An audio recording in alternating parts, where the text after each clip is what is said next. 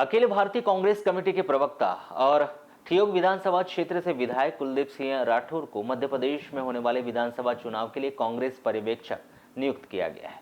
उसके बाद श्री राठौर के द्वारा विधानसभा क्षेत्र में प्रत्याशियों की दावेदारी की नब्ज टटोलने के लिए 5 अगस्त को बालाघाट पहुंचे, जहां पर बालाघाट व वारासुनी विधानसभा क्षेत्र के प्रत्याशियों के द्वारा अपनी दावेदारी कुलदीप सिंह राठौर के समक्ष रखी गई, जिसमें लगभग बालाघाट विधानसभा क्षेत्र से आधा दर्जन से अधिक लोगों ने बालाघाट विधानसभा क्षेत्र के लिए दावेदारी की। तो वहीं श्री राठौर के समक्ष आपको बता दें कि अब विधानसभा चुनाव का समय जैसे जैसे नजदीक आते जा रहा है, जिसको लेकर सभी पार्टियों में प्रत्याशी चयन की प्रक्रिया भी अब तेज होते जा रही है, जिसमें कांग्रेस भाजपा से पहले ही अपने प्रत्याशी की घोषणा में जुट गई है, जिसको लेकर कांग्रेस पार्टी में नियुक्त किए गए पर्यवेक्षकों के द्वारा बालाघाट वारासिनी विधानसभा क्षेत्र की स्थिति जानने के लिए बालाघाट का दौरा किया गया। इसमें स्थानीय सर्किट हाउस में सुबह से ही बालाघाट विधानसभा क्षेत्र के लिए दावेदारी करने वाले प्रत्याशियों के द्वारा आए हुए पर्यवेक्षक के समक्ष अपनी दावेदारी के लिए सख्ती प्रदर्शन का दौर सुबह से ही स्थानीय सर्किट हाउस में देखने को मिला। यहाँ कुछ प्रत्याशियों के द्वारा अपनी दावेदारी शांतिपूर्वक पर्यवेक्षक के समक्ष रखी गई, तो कुछ प्रत्याशियों के द्वारा अपनी दावेदारी सख्ती प्रदर्शन कर स्थानीय सर्किट हाउस में अपनी दावेदारी रखी गई, जिसमें बालाघाट विधानसभा क्षेत्र के लिए लगभग आधा दर्जन से अधिक प्रत्याशियों ने पर्यवेक्षक के समक्ष अपनी दावेदारी रखी है, जिसमें अनुभा मुंजारे, अनुराग चतुर्मोता, जिला पंचायत अध्यक्ष सम्राट सिंह सरस्वार, रचना लिलारे, मधुसूदन शर्मा, बालकृष्ण बिसिन, राकेश डहरवाल सहित अन्य लोगों ने बालाघाट विधानसभा क्षेत्र के लिए अपनी दावेदारी प्रस्तुत की। तो वहीं वारासुनी विधानसभा क्षेत्र के तो लगभग आधा दर्जन लोगों ने वारासुनी विधानसभा क्षेत्र के लिए अपनी दावेदारी रखी है, ऐसी सूत्रों से जानकारी मिल रही है, जिसमें पूर्व नगर पालिका अध्यक्ष विवेक पटेल, लोमहर्ष बिसेन, राजकुमार नकपुरे, गोकुल प्रसाद गौतम सहित अन्य लोगों के द्वारा भी वारासिनी विधानसभा क्षेत्र के लिए अपनी दावेदारी प्रस्तुत की है। जिसमें बालाघाट विधानसभा से दावेदारी प्रस्तुत करने वाले प्रत्याशियों से जब हमारे द्वारा चर्चा की गई तो उन्होंने पद्मेश 24/7 में अपने विचार कुछ इस प्रकार से व्यक्त किया। तो वहीं कुछ दावेदारी करने वाले प्रत्याशी ने तो यहाँ तक कह दिया कि यदि उन्हें टिकट नहीं मिलेगी तो वे पार्टी से बगावत कर निर्दलीय चुनाव लड़ सकते हैं। और इसमें 2023 के चुनाव में हमने मधुसूदन शर्मा में स्वयं इच्छा रखता हूँ कांग्रेस पार्टी से प्रत्याशी के लिए, और इसके पूर्व में भी मैंने 2013, 2018 में भी मैंने मांग रखी थी, लेकिन पार्टी का आदेश जैसा हुआ उसको हमने सहर्ष स्वीकार किया और हमने काम किया। लेकिन अब हम भी आज 64-65 वर्ष की हमारी भी एज होने लगी है, तो हम भी अपनी पार्टी से और जो पर्यवेक्षक आए हैं राठौर जी, उनसे हम निवेदन करने आए कि भैया हमको एक लास्ट, इसके बाद हम टिकट की से आउट हो जाएंगे, सीनियर सिटीजन में आ जाएंगे, तो इसी स्थिति में हम अपने स्वयं के लिए टिकट लेने आए। यदि टिकट नहीं देते हैं, जैसे लगातार आपने इसके पहले भी टिकट की मांग की, आपको टिकट नहीं मिली, तो क्या आप बगावत करेंगे या ऐसा कोई ठोस कदम उठाएंगे क्या आप पार्टी के खिलाफ? बगावत वाली अगर बात रहती, पिछले हम तो 2013 से मांग रहे हैं, तो बगावत कर सकते थे। 2018 में भी भगत जी आए, विश्वेश्वर भगत जी, मैंने अपने मकान में अपने घर से, कार्यालय से कांग्रेस का संचालन कर रहा हूँ पिछले 40 साल से। तो इस बार भी आपको नहीं दिए तो फिर? नहीं, अगर हमने निवेदन उनसे किया है कि निवेदन तो हर बार कर रहे हैं आप। हमने उनसे ये बोला है कि हमारी जो क्षेत्र है गंजई से लेके गर्रा तक, नदी के उस तरफ जो कहा जाता है, वह 70% एरिया हमारे नहीं, वो तो सब मान लिए हमने, पॉपुलेशन वहाँ से आती है। और पिछले 30 साल नंदकिशोर शर्मा जी के 93 से नंदकिशोर शर्मा जी के बाद से हमारे कांग्रेस के हमारे किसी भी साथी को, मुझे ही नहीं किसी भी साथी को उधर चांस नहीं मिला है, तो ऐसी स्थिति में हमको उधर दिया जाए।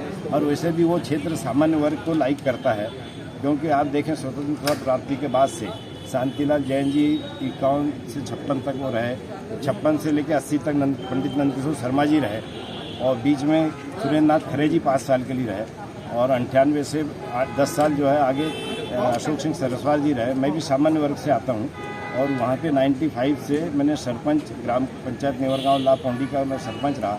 2000 से 2005 तक मैं जनपद सदस्य रहा, और 10 से लेके 5 से 10 और 10 से 15 तक मैं जिला पंचायत क्षेत्र 1920 का सदस्य रहा। तो ऐसी स्थिति में, और जो भी यहाँ से आदेश पार्टी के हुए, हमने सभी काम किया है। ऐसी स्थिति में हमने अपनी दावेदारी रखी है। अब जो भी नेता हमारे मार्गदर्शन देंगे उस हिसाब से काम होगा। देखिए, आप सभी जानते हैं कि मैं 21 मई को हमारे मध्य प्रदेश के सम्मानीय कांग्रेस पार्टी के प्रदेश अध्यक्ष और वर्तमान में प्रदेश अध्यक्ष हैं और पूर्व मुख्यमंत्री माननीय कमलनाथ जी, उनके आशीर्वाद को लेकर उनके द्वारा ही मुझे कांग्रेस पार्टी की सदस्यता मिली है 21 मई को। और तब से मैं कांग्रेस पार्टी की एक सिपाही होने के नाते कांग्रेस की रीति नीति और सिद्धांतों को लेकर चल रही हूँ। जमीनी स्तर पर मैं लगातार कांग्रेस के हित में कार्य कर रही हूँ, जनहित में कार्य कर रही हूँ। आज हमारे बीच में जो राष्ट्रीय पर्यवेक्षक आए हुए हैं सम्मानीय कुलदीप राठौर जी, और उन्होंने हमसे जब बात की तो मैंने जनता की आवाज़ को सुनते हुए जनता की आवाज़ को बुलंद करने का मैंने प्रयास किया और माननीय कुलदीप राठौर जी के सामने अपनी दावेदारी पेश की है बालाघाट विधानसभा क्षेत्र से चुनाव लड़ने के लिए, और काफ़ी सकारात्मक बात हुई है। और मुझे जैसा कि अभी पत्रकार वार्ता में भी सम्मानीय राठौर जी ने कहा कि जिसकी छवि अच्छी होगी, जिसका जनाधार होगा, जनता में जिसका भरोसा और विश्वास होगा, उसको उम्मीदवार बनाया जाएगा। तो मुझे पूरा विश्वास है कि मेरे जो पिछले जो कार्यकाल रहा है, अभी लगातार 2013 में भी मैंने काफ़ी अच्छे जनता का आशीर्वाद मैंने प्राप्त किया था, काफ़ी अच्छे वोट मुझे मिले थे, दूसरे नंबर पर मैं थी और बहुत कम अंतर से मेरी हार हुई थी। उसके बाद 2018 में भी मैं सेकंड पोजीशन में ही हूँ और जनता ने काफ़ी अच्छा मुझे आशीर्वाद प्रदान किया था।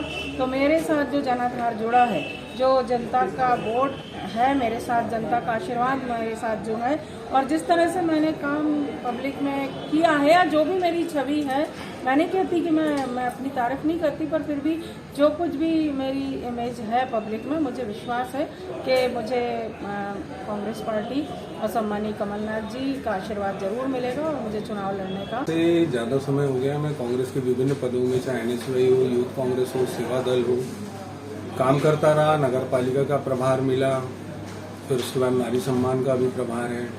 साथ ही साथ में विभिन्न क्षेत्रों में काम किया है, कार्यकर्ताओं के बीच में जमीनी स्तर से लेके संगठन में जो भी जिम्मेदारी मिली वो जिम्मेदारियों का निर्वहन किया है।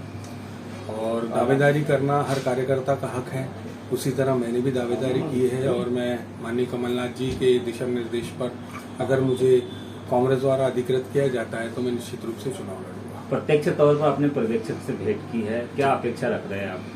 नहीं, अपनी देखिए, पर्यवेक्षक जी आ रहे हैं, सर्वे हो रहे हैं और निरंतर विभिन्न तरीके से खंगालने की कोशिश माननीय कमलनाथ जी कर रहे हैं। निश्चित रूप से 2023 में माननीय कमलनाथ जी की कांग्रेस की मध्य प्रदेश में सरकार बनने जा रही है।